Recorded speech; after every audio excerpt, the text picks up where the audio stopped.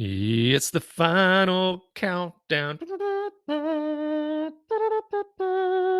It is the final countdown to my daughters, kid one and kid two, Maya Coco and Madison Ann, leave for Wyoming. So we're working on that. It is, well, let's see, it's 11:07 a.m. They're going to leave tomorrow, Thursday at 7 a.m. So it's only 20 hours away, and they will be departing on a worldly adventure working at the Brush Creek Ranch in Wyoming. So I'm excited for them and, of course, sad at the same time. So let's check the market. See what's going on right here. S&P 500 is up 1 point, and the Dow is down 45. NASDAQ up 42. Russell 2000, 15 points in the green. And crude downtown to Chinatown again, almost 5% down. And we have SPY, the SPY, currently trading at 411.58. So it is up. I was watching it down here in the 410s, 410.35. It's up to 411.62. We're less than 2 hours away on this Wednesday, May 3rd, 2023, less than 2 hours away from the Fed likely announcing that they're going to raise rates again, 25 basis points. We'll see how the market reacts to such news. I would imagine that the first reaction is going to be green because the market loves certainty, and then they'll digest from there, especially once Jerome Powell, J. Powell, gets up there and has his press conference. So we will check in on that. Let's take a look at what we have here, some action. On the big board over at Robinhood, I have a lot of interesting positions. I've got some AMD 81/79 put credit spread, currently taking some gas. Blackstone 82/79, same thing. Gas. Citigroup call credit spread, still looking good. It's been like at 100% for over a week. So we'll let that ride. Caterpillar 207.50/202.50. That is looking very nice right now, Caterpillar. That expires Friday. CVS, that one's, it's been a battle, but right now it's doing all right.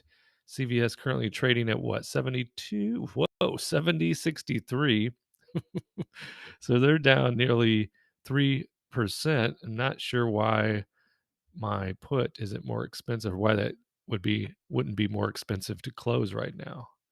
Well, let's see. Oh, you have 10 of them. Whoa.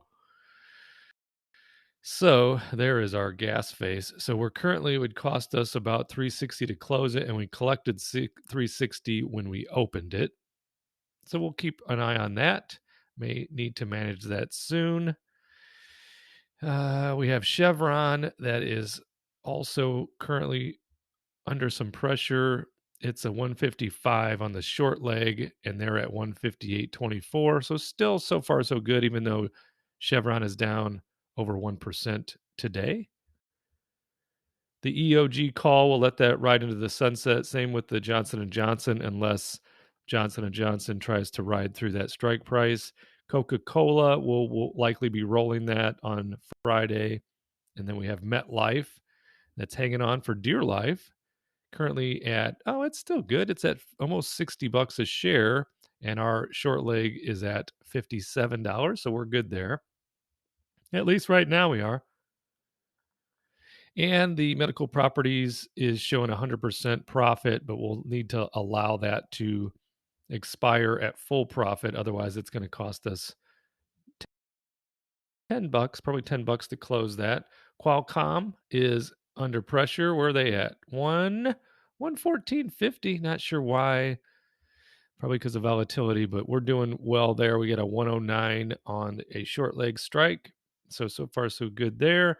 Starbucks, though, we're under pressure. We got an aggressive 104/102 on the put credit spread. And right now, Starbucks is down nearly 9% at 104.43. I thought, I'm getting really trick bagged by these earnings reports. I thought Starbucks earnings report was just fine, but apparently not. Apparently they didn't like the guidance, but we'll see. I think it's going to rebound and we'll do just fine on that trade. Visa We're doing good there. We have a 220 short leg strike, and they're currently at 227.28.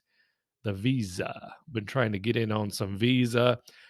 I think it's a little overpriced, but it doesn't mean we can't make money selling puts on days when it's downtown to Chinatown. So Visa on the board for the first time in my trading career. And then right here, this one has really got me biting my nails because I want it to just expire at full profit. Oh, really? Wouldn't we all? But right now, Valero's still making my butt stink, trading, whoa, even lower than I thought.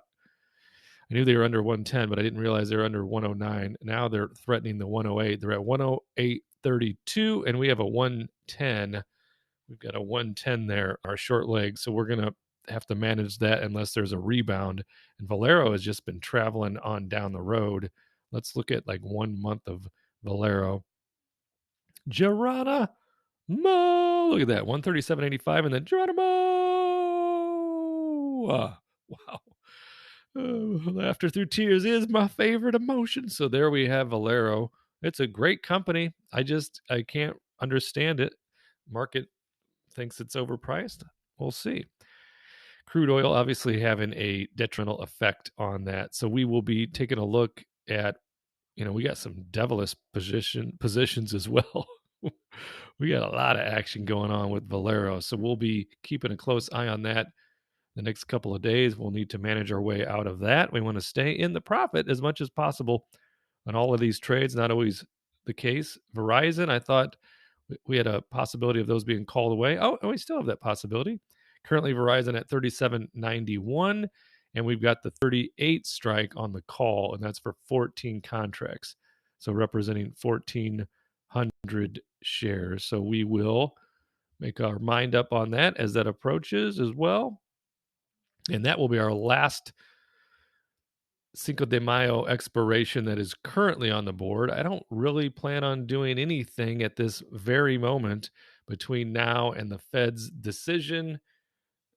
And then when the Fed comes out with the 25 basis points and we get some green action, if that's the case, if we get some green action, maybe I can close out on some of these credit spreads. I can certainly look to, well, and of course, if the market reacts red, then we have some SPY call credit spreads. This one's really knocking on closing's door, isn't it? It is. We may consider that because it has our two thresholds. It's over $100 in profit and over 50%. So we have a handful of the SPYs still on the board to consider. And a lot of action going on, but the market is also kind of biding its time, looking for direction from the Fed, and then we'll all look around to see how everyone else is reacting. 411.47 on the SPY. That is the check-in. I'll probably come back very soon with a barchart.com options scanner just to see what's cooking out there, thinking about the moves we might make after the Fed announces and the market reacts. So I'll be back shortly. Thanks for tuning in. Subscribe, like, comment, and share this with one of your lovable friends. See you in the next video.